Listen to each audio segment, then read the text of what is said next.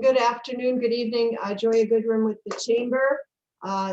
With me, here's one of our Chamber members, Jeff Bloat.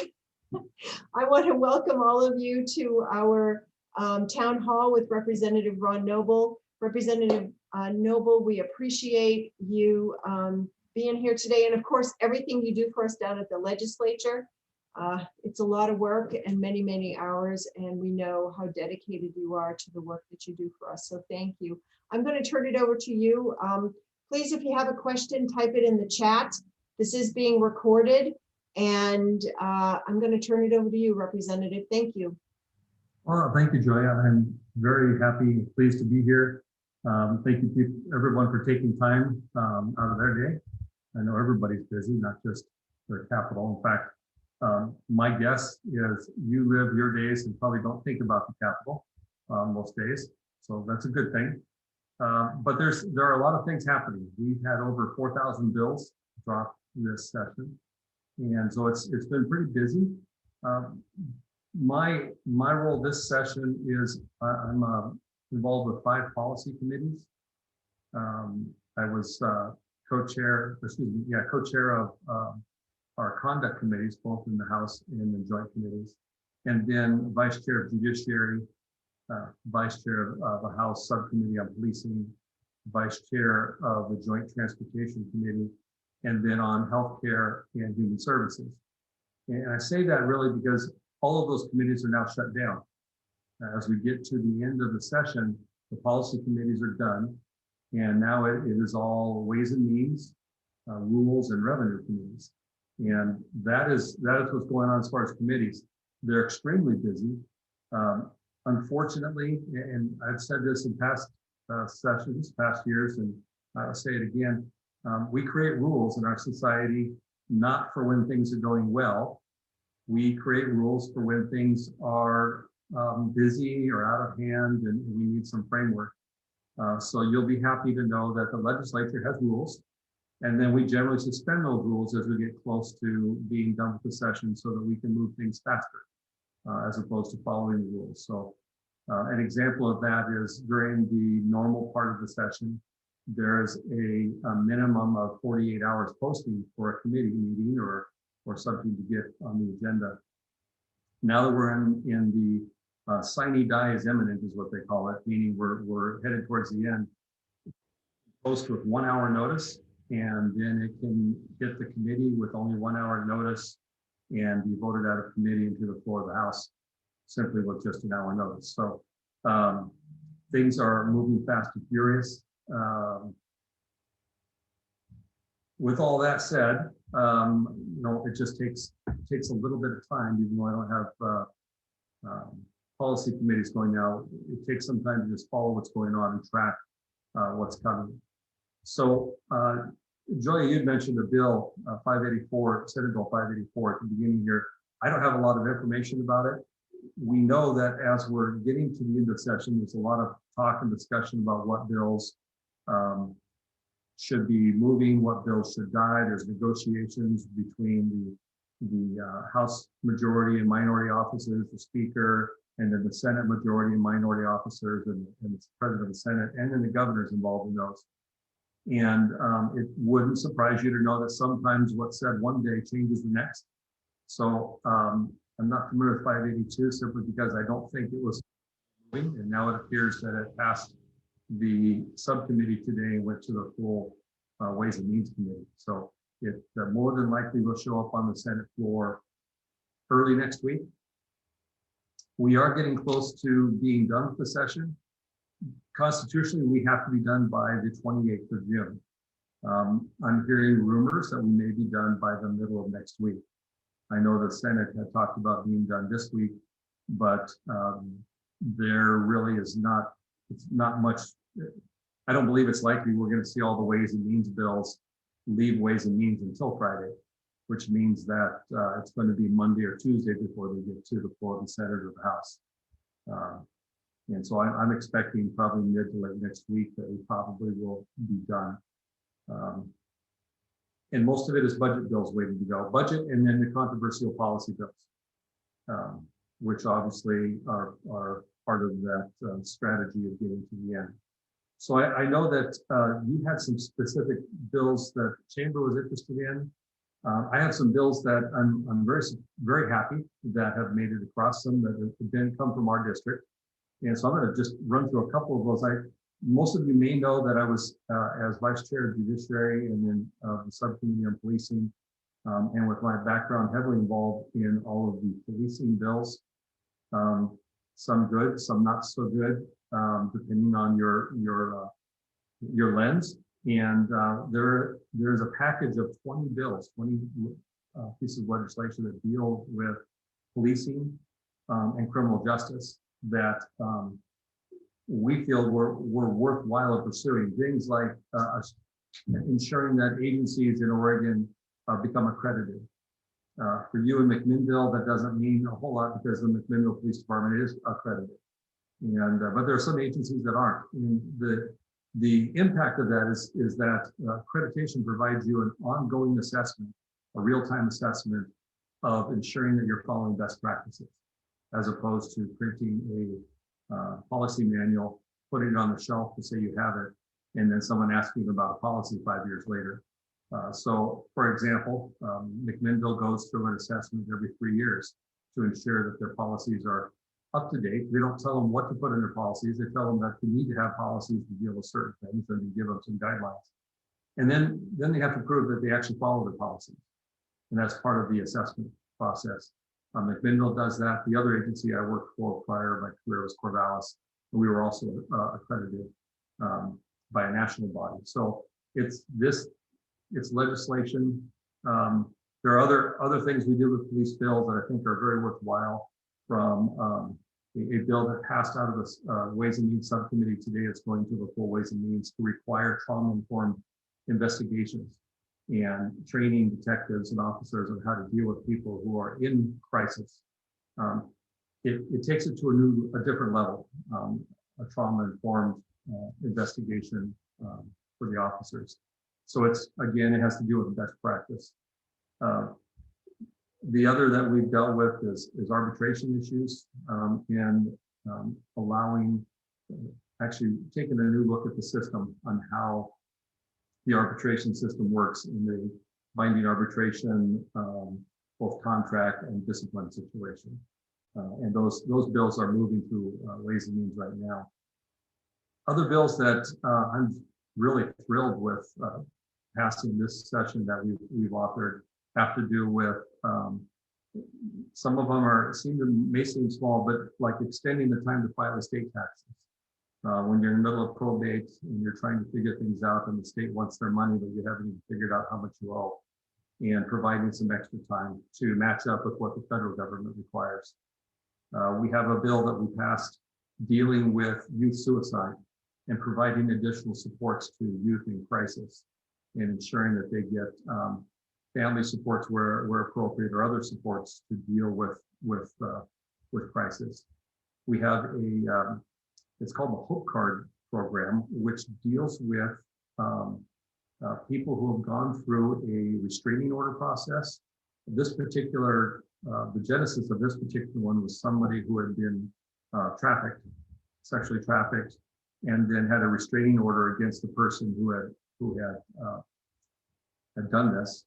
But the restraining order process was actually more traumatizing for the person, or as traumatizing, it re-victimized the person who was trafficked. So this is just a small step of a package of bills that we had hoped to get through, but this would at least allows the person, provides better information to the person, and then is the beginning of allowing law enforcement to investigate in a more timely manner the violation of those restraining orders, especially when we deal with victims of sex trafficking.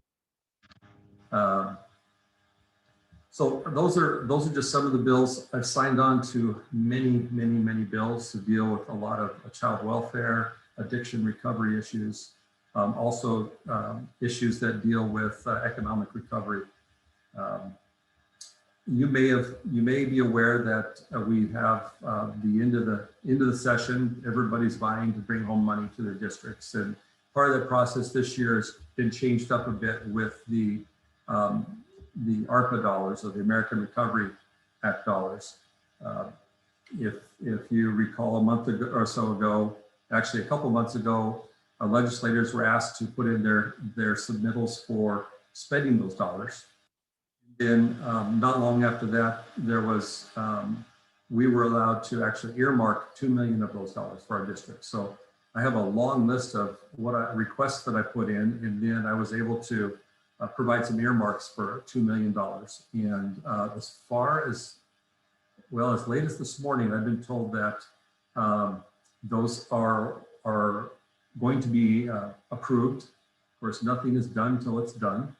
So the $2 million that I asked to be earmarked, one was $750,000 to the McMinnville Economic Development Partnership for small business grants, for business grants that have been impacted, to businesses who have been impacted by COVID and our response to COVID. That is just so nobody's confused, the fiduciary or the financial controller there is the city of McMinnville, but they will be the McMinnville Economic Development Partnership will be providing that process. Another was $600,000 to Juliet's House to assist them with some facility needs and training needs. $2,000 to a family place to help get them through with family supports and child supports. And then outside of this county, because my district goes up into Washington County, is the Family Justice Center, $400,000 up there, which provides, similar to what Juliet's House does, it's CARES Northwest that provides services up there. And this allows CARES Northwest to have a facility up there. $400,000 is not their whole need. This is a very large project, but we've contributed in trying to help them get some stuff off the ground. So those are my earmarks for the ARPA dollars. I've got a bunch of other requests from money to put towards the bypass, to Project Oasis with SEDCOR and housing issues, as well as rural broadband issues. I've got about 12 other requests that range in requests of $500,000 to I think the most would be $30 to $30. So I don't know where that is. That's in competition with a lot of other requests. I understand that the legislative request totaled several $billion, and we have a few hundred, well, like $300 million to spread out apart. So I'm not holding my breath on those. Any questions on that so far? I know I've got some bills that the chamber was curious about, and we'll get to those, but Joya, anything you have? No, I did send you the bills that, that were the question marks for us. HB 2021, that's the greenhouse gas reduction bill. The concern that I've heard from people is that it's, this is an important thing to do. The whole bill is about not using gas to generate electricity. The issue is we don't have the technology, from what I've been told, and I'm not an expert in this, that we don't have the technology to do that. And if I lived in California, and California has something similar to this, and you would have these things called rolling brownouts, where it could be 110 degrees and no electricity and no air conditioning, and it's not fun. So I know we don't have those kinds of issues here in the Pacific Northwest, where it gets to be 110 degrees and there's no air conditioning for that. But wow, that could be a real issue. It is, and House Bill 2021 is still alive.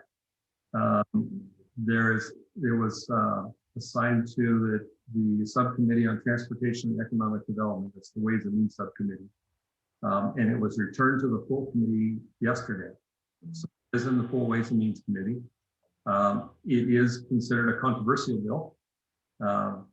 One, because of what you said. I don't know if people realize that during the fires we had last year, they were looking at some brownouts, similar to what they started with fires in California and just shutting off electricity.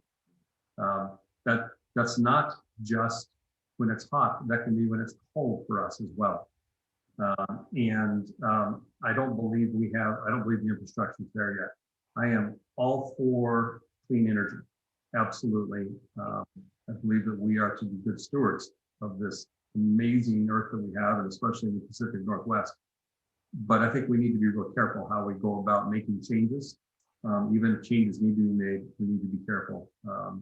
Because I think, and you had mentioned California, people can get hurt. And when you're talking about excessive heat or excessive cold, and trying to go to 100% electricity to begin with and get rid of fossil fuels, I'm not sure that that is really. I'm extremely skeptical that that is something we have several bills that head in that direction, but I'm skeptical as whether that's even feasible. Well, we don't have the infrastructure even if it was feasible. But so 2021 is still alive. You had asked about 2433 as well, which is Yes. It's a study to study state and local tax systems and report findings. If the revenue officer would do that, and then report findings to the committees of legislative assembly. It currently passed the Joint Committee on Tax Expenditures, but nothing else is set. Nothing on the schedule. So I don't know if that's going to move or not. You'll probably find, as we're talking about these bills, that business favors are uncertain, and bills that are concerning may be scheduled to move. It just seems to be a theme this session. So any comments about that one, Joya? No, thank you. You know, it would have, Oregon State Chamber supports that bill. My understanding is it would make stimulus funds exempt from taxation. Is that correct? Or am I confusing that? Did I confuse that with another bill? And my apologies. There's another one there. This I believe is just a study of state and local tax systems. Right. Okay. And what we need to do. It seems to come up every couple of years Yep. on whether or not Oregon is whether our system is best for our needs. Right. I have my own personal thoughts on that are no, it's not. But 2433, it's interesting. It's a jointly sponsored. It's sponsored by the chair of the Revenue Committee, Nancy Nathanson, and the vice chair, who's a Republican, Warner Reschke from the Klamath Falls area. So it is a bipartisan bill that helps it move along, but it's not a guarantee. The bill to help fix the unemployment insurance tax. 3389, HB 3389. Yep. Yes. And right now, it passed unanimously on the House on April 15th. It returned to the full committee on the Senate after Ways and Means. So it's currently in Ways and Means. I don't know why, because normally the Senate president tossed it back to Ways and Means, as I understand it. So we're hopeful that it's moving as well, but my concern is that this would be a bill that would be caught up in the end of session negotiations. Mm-hmm. Just to be blunt, that's my concern over this one, and which means it's in the control of a few people right now as to what the end of session looks like. And as much as I would love to be a part of that, I'm not part of those negotiations. So. All right, thanks for that. Let's see, 3398. 98 delays the implementation for paid family leave and medical leave program. It's a bill that's out there. The interesting part, it's the when it came to the House, our concern, even though it sounds great, is that this is the employment department.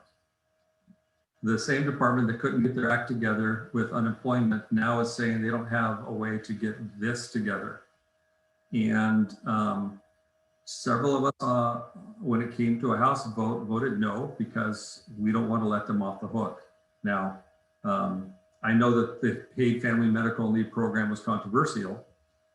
This was not voting to get rid of it or try to fix it, but this was a matter of people I would just say the executive branch cherry picking what they thought they should or should not implement, as opposed to whether I like it or not, this is the law. So I'd love to revisit the whole paid family medical leave program, especially since the way it all occurred in prior sessions. But right now it's got a public hearing in the Senate Rules Committee tomorrow. I expect it will vote, it will move, and that we will see delays in that program being implemented. Okay, we have a question from Jeff. So Ron, is it about the implementation of the program, or what's included that would be what merits the paid family leave? No, this bill is just delaying the implementation of it. Okay. The implementation, it doesn't change the law whatsoever, it just delays the implementation. Our no vote was basically sending a message. We knew it was there. Sometimes you take a vote, even though you know it's going to pass, just to send a message that there needs to be more thought with the employment department and what's going on there. But yeah, it will pass. It will pass the Senate. I'm sure the governor will sign it into a bill, but it only delays the implementation. It does not change the bill, just not change the paid family medical leave program at all. And I don't know, and I should know because I'm just raising this question myself. I don't know that it suspends the law and the requirements on business. It probably just suspends the requirements on the department, the employment department, in their checking out and implementing their part of it. So yeah, the fear there would be civil liability, even though the employment department hasn't got their act together.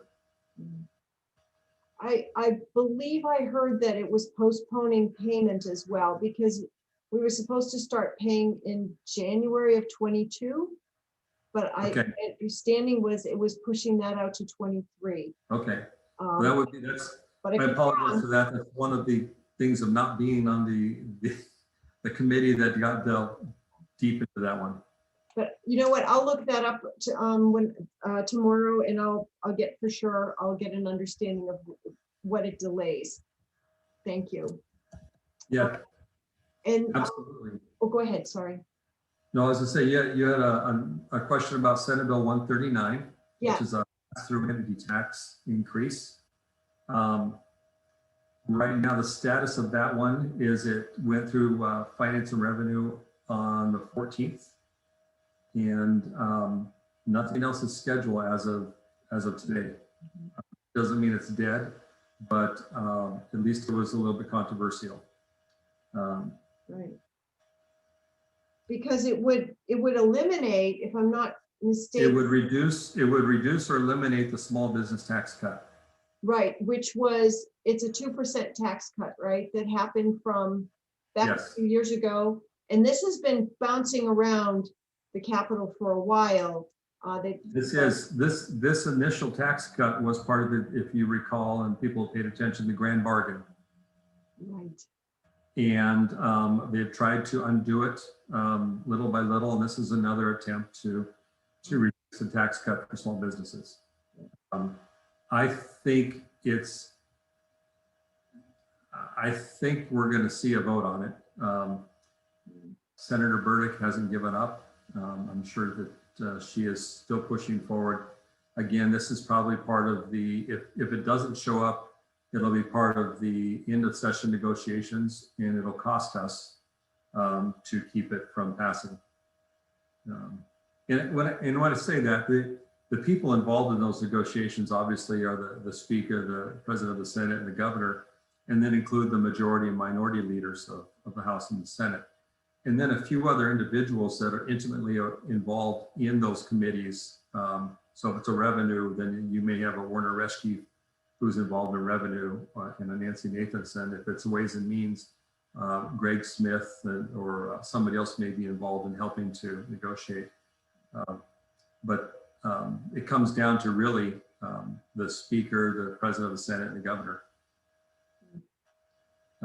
So that may give you an idea of where the negotiations lean. Yeah. The PPP and loan forgiveness tax. Right now, no meetings are scheduled. That is Senate Bill 137.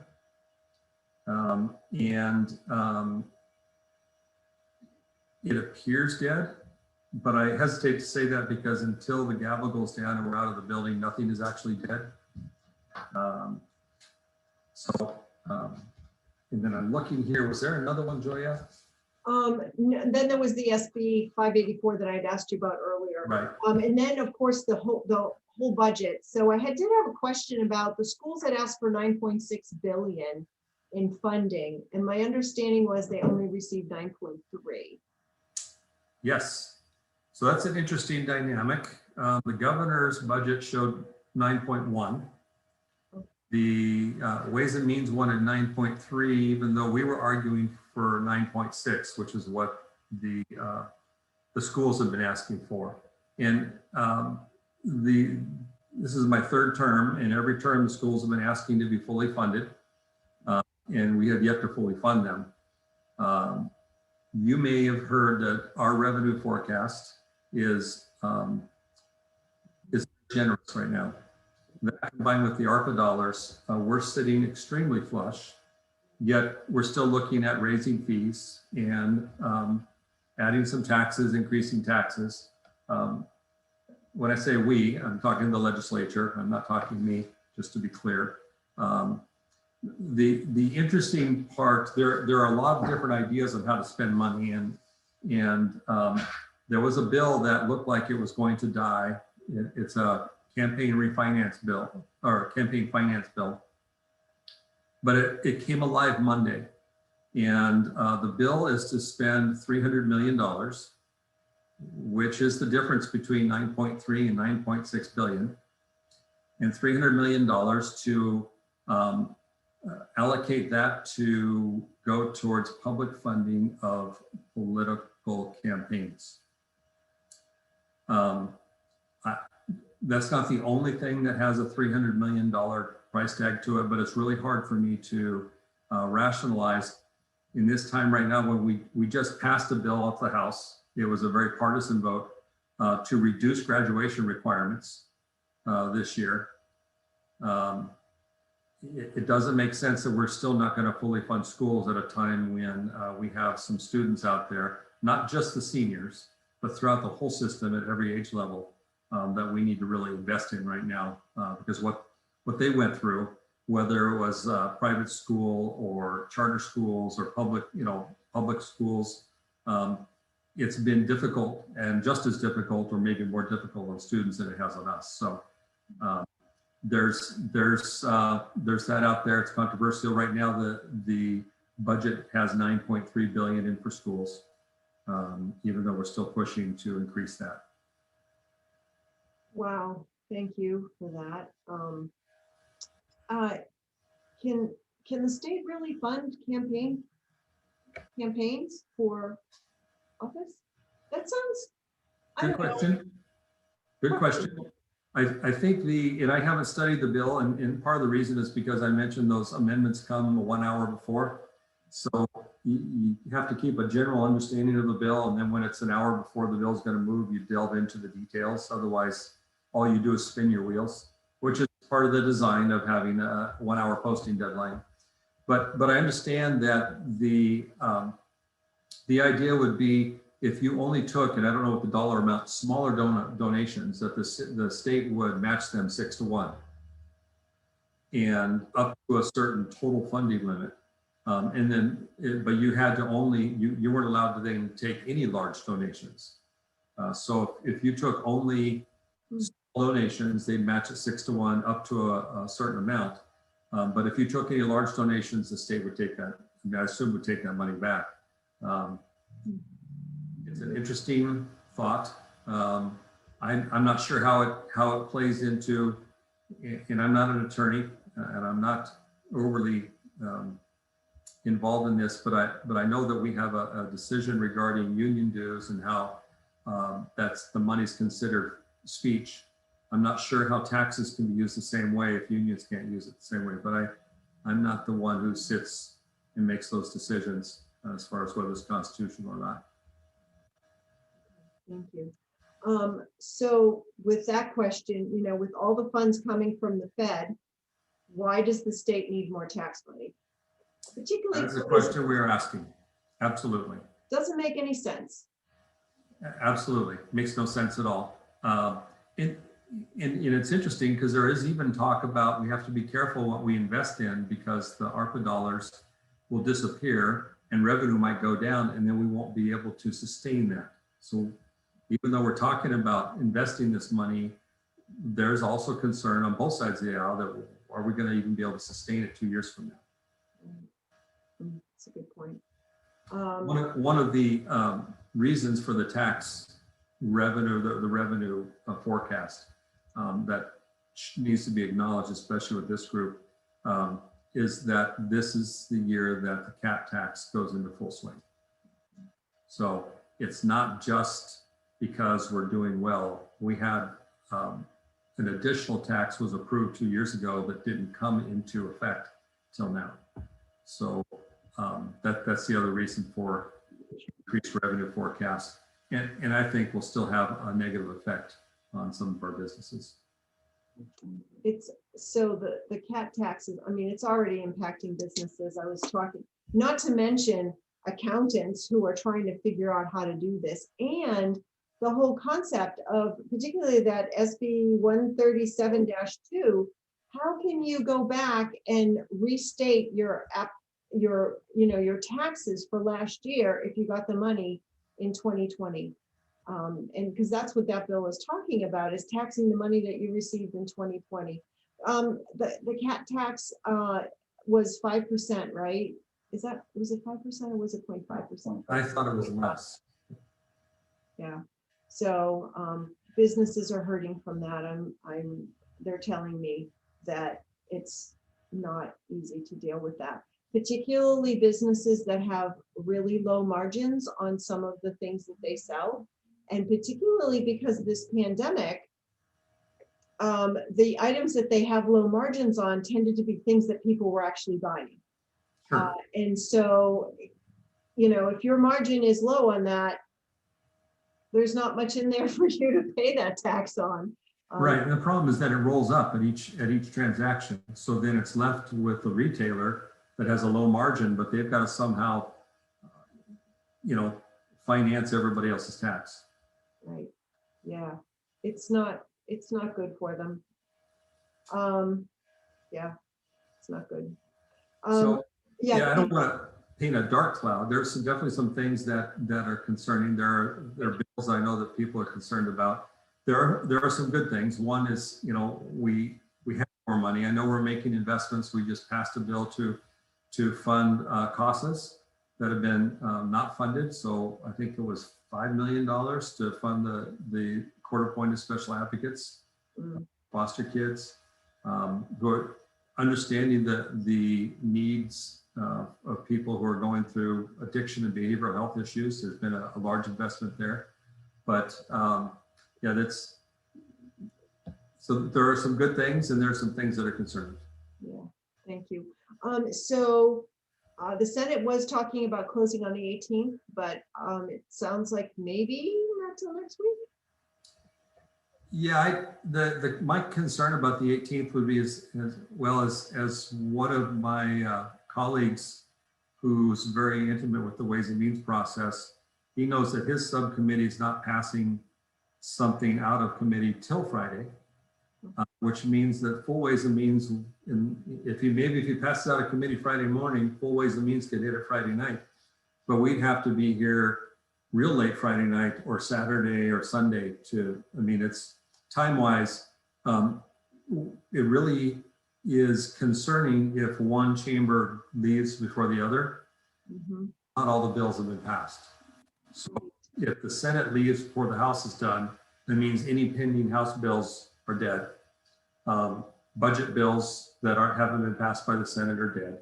And the budget, the expenditures, allocations is really the one thing that we are required to do by the Constitution, is the financial part. Oh, interesting. Okay, so interesting. So, So from your perspective, how did the session go this year? Sounds like there were some winners and losers. Or it has been an extremely, just a strange year. A lot of winners and losers. On the policy front, on the financial front, it's been surreal. Half of the session, I sat right here in my office in McMinnville, and because we didn't have floor sessions at first, and I was spending easily 40 hours a week in committee meetings. Most of the police work and healthcare stuff is right here. And then we started ramping up floor sessions to twice a day. So then online floor sessions from my office online committee meetings from my office in the Capitol. And then I've been able to walk from my office down to the floor to vote and walk back to my office and sit and listen to testimony. I can average 4 miles to 5 miles of walking a day just from my office to the floor of the House and back to my office. So, I mean, that's good. I get a little bit of exercise. Several people do that because they try to minimize the number of people on the floor at the same time. Totally different than other sessions where everybody has to be within the bar, within the area of the House vote, and you can't leave sometimes. So that's completely different. I've found it was much. You had to be really careful to reach out to people because you could. I always explain that you have this world view, and as you drive to Salem, it gets a little narrower. And once you pull into the Capitol, it's pretty narrow. Once you get up in your office, you live in a little bubble. I think we all do that. And so it's been imperative that we had to actively reach out to people to get a view other than what is within that little Capitol with no lobbyists, no people. I mean, nobody gets in. So I've had meetings outside the Capitol with people in restaurants or coffee shops. Somebody's in Salem and they want to meet. That works. And then a lot of phone calls and Zoom meetings. But so that's changed the dynamic. It's changed the relationship with lobbyists. Even the lobbyists for the state chamber, the Oregon State Chamber Association. I've talked to probably this session as many times as I would talk to him in a month. Wow. Just because, I mean, there's a passing conversation in the hallway can happen pretty quick. A Zoom call is always a minimum 15, 20 minutes. If the technology is working and the bandwidth is there. So it's been odd that way. On the conduct area, and I think everybody's aware of this, we've had a couple of issues to deal with that we have never dealt with in the past. To have the conduct committee be faced with 3, 4 major conduct issues before a committee, that's taken quite a bit of time and in dealing with that, and that's just on the House side. I'm sure the Senate has also dealt with some. So it's that's a new thing as well this session that we haven't had to deal with in past sessions. I'm looking forward to a little bit of a break, to be honest with you, between COVID all during the summer and wildfires and ice storms and then trying to figure out how we're going to run things. I think we're going to take a little bit of a vacation here this summer. Well, I think you're very deserving of that vacation. This was tough, I think. Yeah. Let's see. I don't know that there are any. I don't have any more questions or bills to discuss. I don't know if the folks on the call have any questions. If they do, we're small enough. I suppose you can just unmute and ask the question. Sure. If you have one. Anyone? I'm not seeing anyone. Chris, do you have a question? Chris McLaren? No. Yes. Hold on. Yeah. Okay.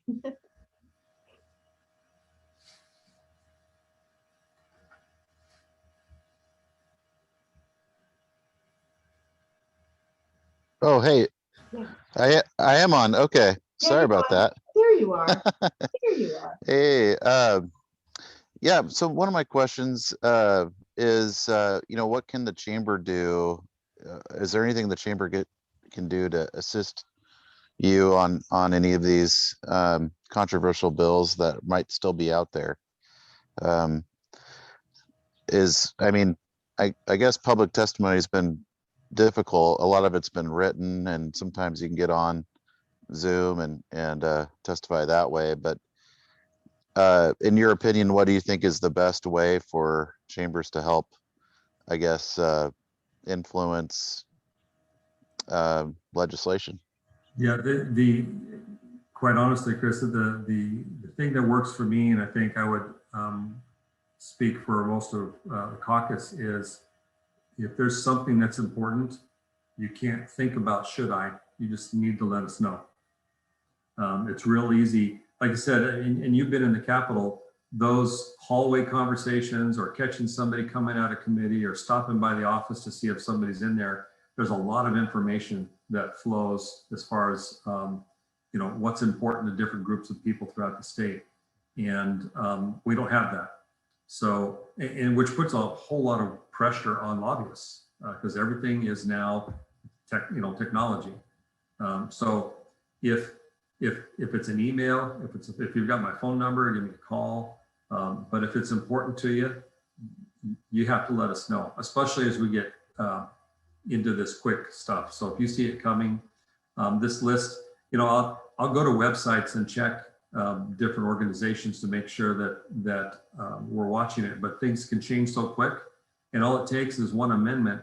We had one today, one amendment where the District Attorneys Association went from we support it to absolutely we're against it. They didn't even go to neutral. They're just absolutely fighting it. So the same thing can happen with bills the chamber supports or the chamber opposes. As you see stuff, please let us know. And if it's not chamber related, but it's something that's important to you or another group you're involved with, please have people let us know. It's extremely important.